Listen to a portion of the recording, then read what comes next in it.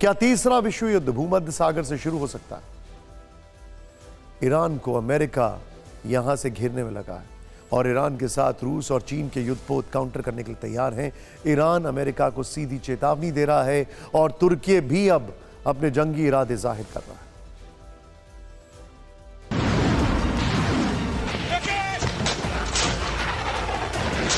Gaza युद्ध के बीच Iran ने 2 दिन पहले वॉर एक्सरसाइज की, पश्चिमी देशों को अपनी सैन्य ताकत दिखाई।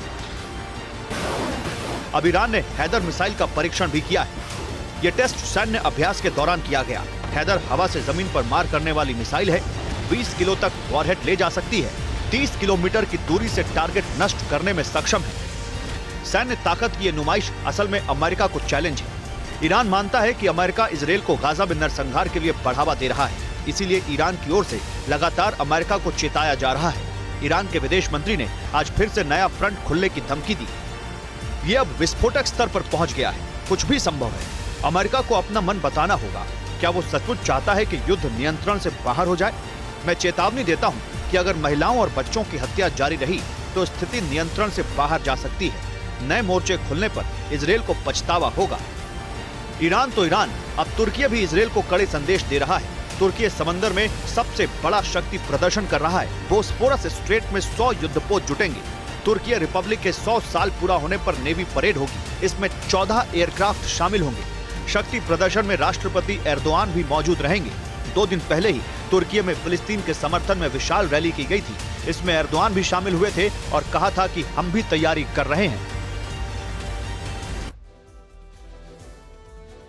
जॉर्डन को पेट्रियट मिसाइल चाहिए, जॉर्डन को उसको ड्रोन्स भी चाहिए। एर्दोगान वॉर क्राइम की बात कर चुके हैं। ईरान लगातार धमकी दे रहा है और ईरान के समर्थित गुट ऐसे आरोप हैं कि वो अमेरिकन बेसिस पर अटैक कर रहे हैं। रूस क्या कर रहा है? बैठ के तमाशा तो बिल्कुल नहीं देख रहा है। चीन क्या कर रहा है? वो इस आग में हाथ सेक रहा है और वो तैयारी कर रहा है इन सारी चीजों को देखकर कि ताइवान पर उसका अगला मूव क्या होगा। क्या 2024 के अमेरिका के चुनाव से पहले चीन ताइवान के ऊपर अटैक करेगा?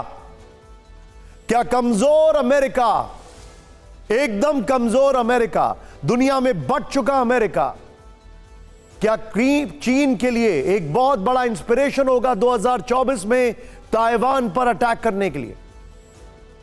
अमेरिका की बात करें तो वो इस इलाके में इतने बड़े पैमाने पर तैनाती एक और वजह से कर रहा है। गाजा युद्ध जब से शुरू हुआ है तब से लगातार उसके बेस ईरान समर्थित गुटों के टारगेट पर आ रहे हैं। यह आरोप लग रहा है। अमेरिका उन्हें जवाब भी दे रहा है। इराक में आज एयर स्ट्राइक की अल बुकामल इलाके में बम बरसाए गए। ईरान समर्थित मिलिशिया पर हमले करके कई ठिकानों को तबाह कर दिया गया। लेकिन इराकी मिलिशिया ने आज फिर दावा किया है कि उसे कॉन्को फील्ड पर रॉकेट अटैक किया है। कुल हमलों की बात करें तो सीरिया में, इराक में अब तक 23 बार अमेरिका बेस पर हमले हुए। 14 इराक और 9 सीरिया में हो चुके।